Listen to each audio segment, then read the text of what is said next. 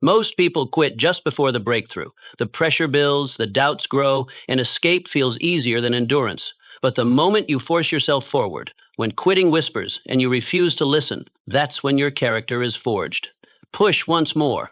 That step might be the one that rewrites everything. In few moments, I will teach you how to force yourself to keep going when quitting feels like the only option left. You are closest to victory right before you quit. There's a moment you will never forget, the one right before you quit. That's the moment that defines your life. You may think you're at the end of the road. Nothing seems to move. Progress feels invisible. But here's the truth. You are often just one swing away from the tree falling, one push from the door cracking open, one breath from a breakthrough. Why is it that people quit right before it happens? Because fatigue blinds them. It makes the next step feel pointless. But the ground is softest just before the seed breaks through. Many turn back at the edge, never knowing how close they stood to the gold. You push forward by reminding yourself of the cost of quitting, not just today, but what it will take from your future. Each time you quit, you train yourself to accept less. You weaken your standard. Imagine you're digging through a mountain. You've swung that pickaxe for days, then weeks, then months. Others have stopped. You're tired. But what if the treasure lies behind the next blow? Would you walk away? Ask yourself, what if this pain is proof you're almost there? What if this resistance is your final test? You've come too far. You've endured too much. Don't trade your legacy for temporary relief. Don't step away from your greatness because it's disguised in sweat. When you feel like quitting, that's not the end. That's your cue to go harder. Your mind quits before your body does. The body is far stronger than it appears, but it listens to the voice you allow to lead. Most people quit not because their body gave up, but because their mind whispered, "This is too much," and they believed it. The mind is a master of illusion. It exaggerates pain. It shortens patience. It magnifies fear. But here's the twist. It also responds to command. It can be led, trained, and conditioned. You take back power by changing the conversation in your head. Instead of saying, "I can't do this," you say, "Let's see how far I can go." Instead of, "I'm tired," you say, "This is where I grow stronger." The body follows. Think of a craftsman building a bridge. Halfway across, the wind howls, the foundation shakes. Others call out, "It's too risky." But he knows if he quits now, all the work crumbles. So he steadies his hand and places the next stone. Have you been letting your mind trick you into smallness? Have you surrendered to the first signal of discomfort? You're not weak. You're not done. You're just being tested. And your mind, your most powerful tool, must be shown who leads. Speak strength into your own ears. Stand up. Take another step. Train your mind to obey your will, not your worries. Because once your mind yields to strength, your body will go farther than you ever imagined. Discipline is remembering what you want. People talk about motivation like it's magic, but motivation fades. Storms come, doubts creep in, and in those moments, only one thing keeps you going: discipline. The quiet decision to keep showing up because you remember what you want, even when it's invisible. You were not born to chase every new distraction. You were born to build something lasting. But what you want must be held in your vision every single day, or it disappears. You hold the line by making your goal louder than your excuse. That's how champions are made, not in the heat of applause, but in the silence of self-retreat. Imagine a farmer waking before dawn. No one cheers him, no one sees him. But day after day, he tills, he plants, he waters. Seasons pass. The world only notices when harvest arrives.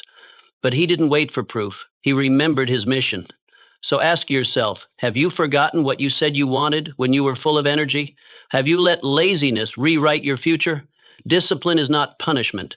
It's self-respect. It's the highest form of self-love. To keep walking when comfort says rest. To stay focused when the world says relax. When you want to quit, remember this. You don't need to feel like doing it. You just need to remember why you started. And then you act anyway. Pain is temporary. Regret is forever. Pain has a voice that cannot be ignored. It screams in the now, loud, raw, immediate. It makes your legs shake, your breath short, and your heart question why you started. But regret is different. It's silent in the crowd, but deafening in solitude. It waits until your day is done and the lights are off. Then it leans in close and asks the question you've been trying to avoid. Did you give everything you had, or did you hold back? Pain is not your enemy. It's the price you pay to earn something real. It's the test that stands between who you are and who you could become. You don't get greatness for free. You pay for it in sweat, strain, and sacrifice. Pain shows up to make sure you're serious. It demands proof. But here's what most people forget. Pain doesn't last. It may roar now, but it will pass. What remains is what it leaves behind. Strength, clarity, a backbone forged in fire. If you look at pain as punishment, you'll run. But if you understand that it's part of the process, part of your transformation, you'll begin to embrace it. Not because it's easy, but because it's necessary. The discomfort is not breaking you, it's building you. Every ache, every struggle, every time you want to stop and don't, those moments are where your future is born. Visualize a blacksmith hammering molten steel. The fire is intense, the blows are relentless. The steel doesn't enjoy the process, but it endures. It bends, it burns, and with every strike it becomes something stronger, something sharper, something unbreakable.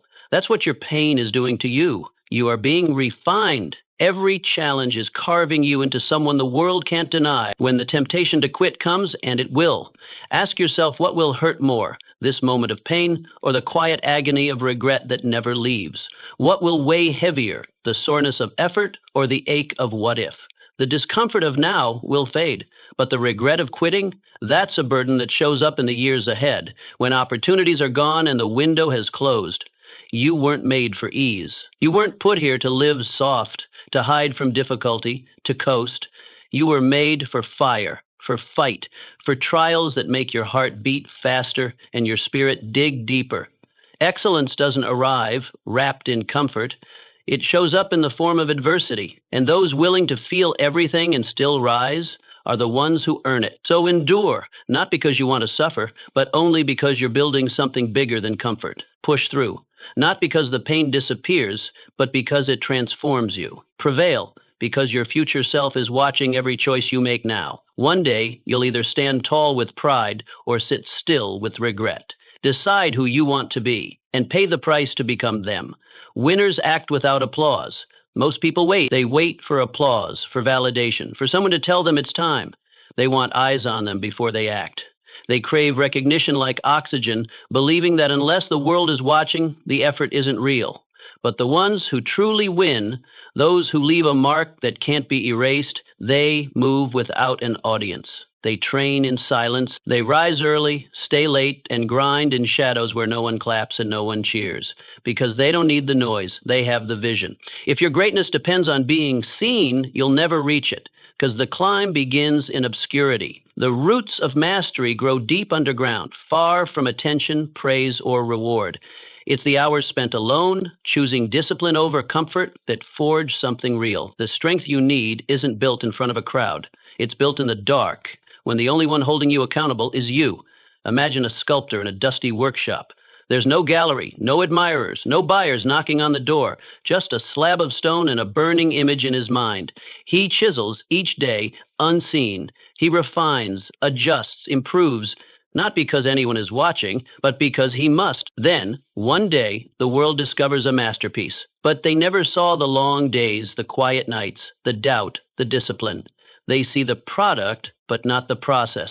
And that's the difference between those who dream of greatness and those who become it. The willingness to work without witnesses. You have to ask yourself honestly, would you still do the work if no one ever saw it?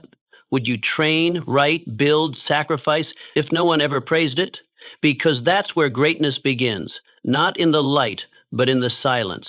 Not in the spotlight, but in the shadows. This is where your character is forged. It's not born from applause. It's tested in isolation. You must force yourself to move forward when there's no feedback, no reward, no one saying good job. That's where most people quit, when the silence gets too loud. But those who keep going, they become inevitable. Your consistency when no one's watching becomes your edge. Your relentlessness when no one cares becomes your power. Because when the moment finally comes, when the world looks your way, they won't see someone lucky. They'll see someone undeniable, someone who didn't need their approval to become great. So build quietly, push daily, perfect your craft in solitude. Don't beg for applause. Become so excellent that applause becomes a side effect. You don't need a spotlight to shine. You need a standard and the fire to meet it again and again, even in the dark. The world will catch up later. For now, let your silence speak for you. Progress hides behind repetition. You won't always see the result of your effort right away, and that's the trap. That's the quiet, brutal test the world gives you when you're trying to build something real. You show up, you put in the work, you give your best, and then nothing. No applause, no result, no visible proof that anything is changing. You're doing everything right, and yet it feels like you're standing still. And in that silence, most people give up. Not because they're weak, not because they lack potential, but because they're blind to what's really happening beneath the surface. Progress doesn't come with fireworks. It doesn't always announce itself with loud victories.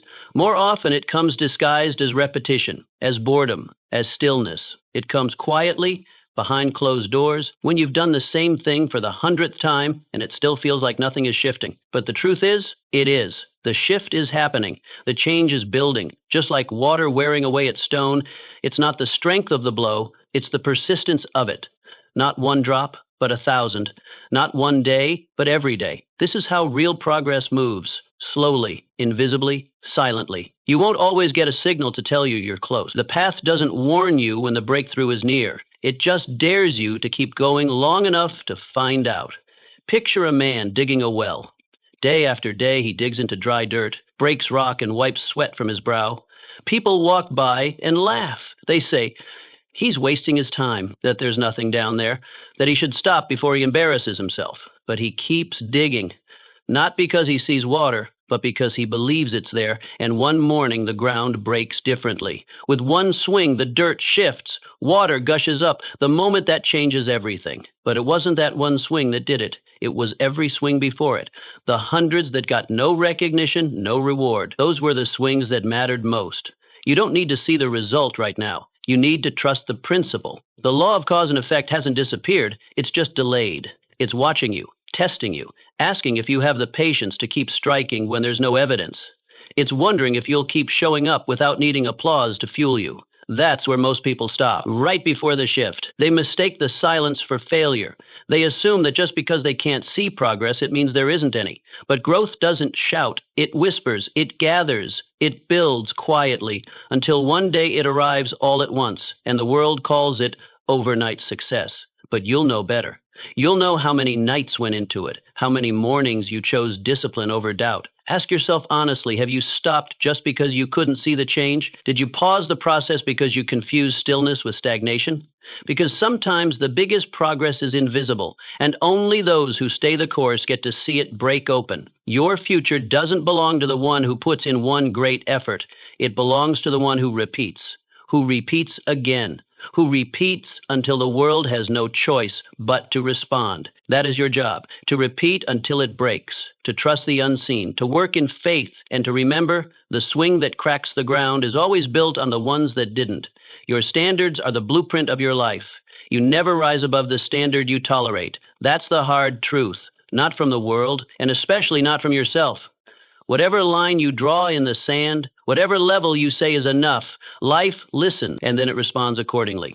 If your standard is comfort, you will live inside the walls of mediocrity. If your standard is excuses, you'll find endless reasons to stay small. But if your standard is excellence, if it is effort, if it is discipline, then life has no choice but to stretch and bend and yield to meet you. You don't get what you hope for. You don't get what you post about, dream about, or casually wish would happen. You get what you accept, what you allow, what you demand, not through words, but through action. And every day, your life quietly takes shape around what you're willing to settle for. The transformation begins not when something changes outside you, but when something shifts within.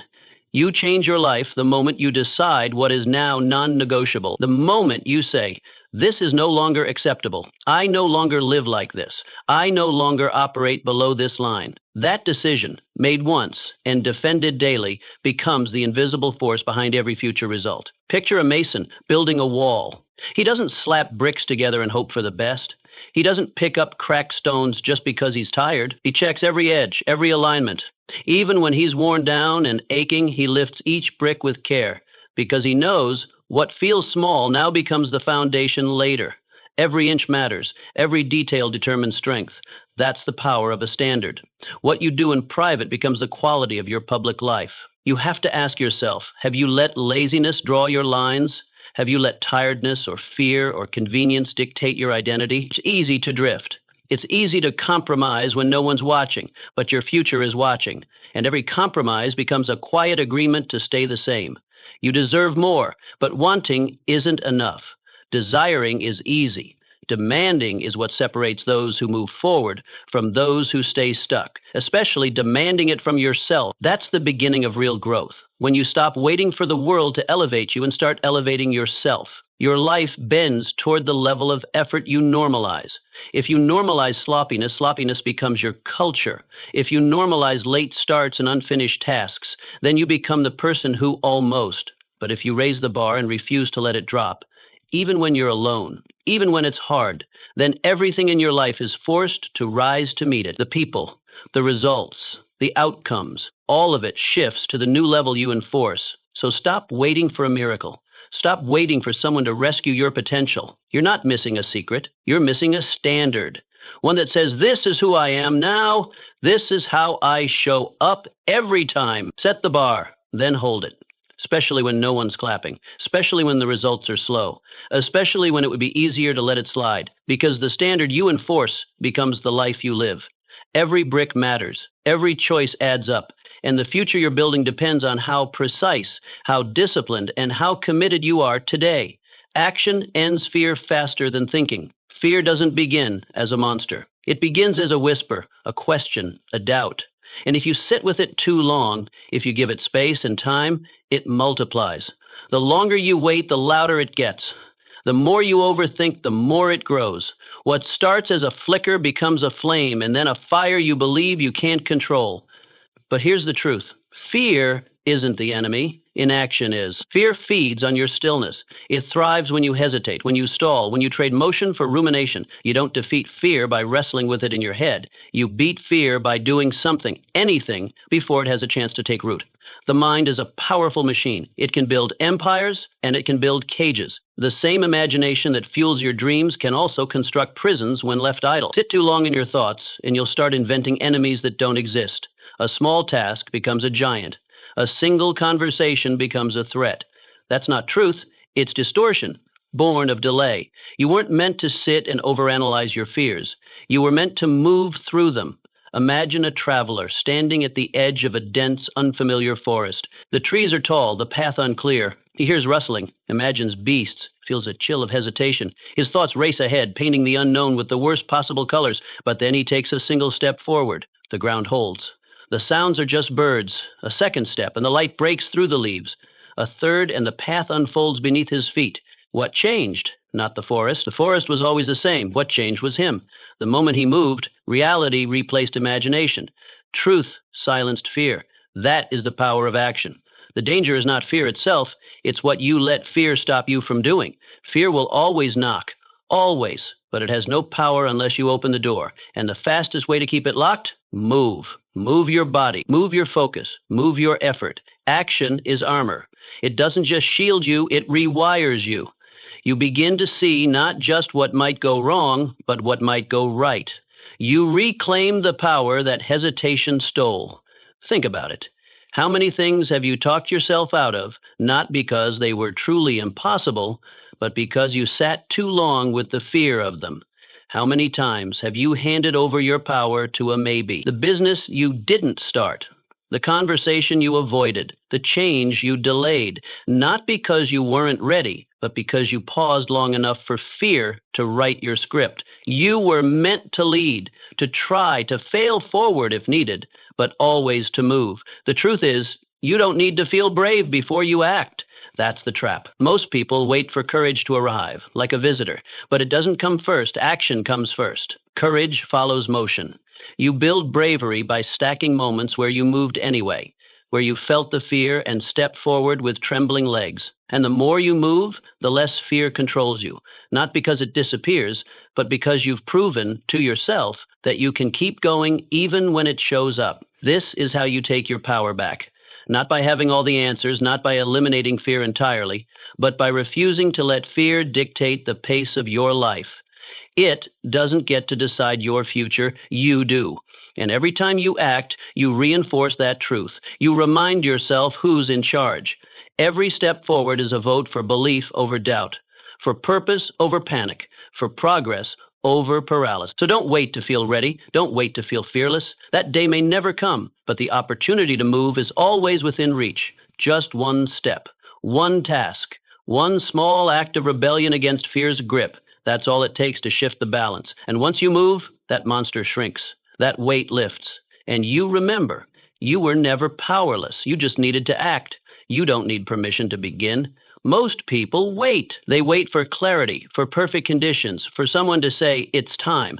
They wait for a green light that never comes. They stall, not because they lack desire, but because they've convinced themselves that action must be backed by certainty. But the truth is, those who truly win, the builders, the doers, the leaders, they don't wait. They begin before the way is clear. They step forward while the ground is still forming beneath their feet. They move, not because they're fully prepared, but because they've given themselves permission to start.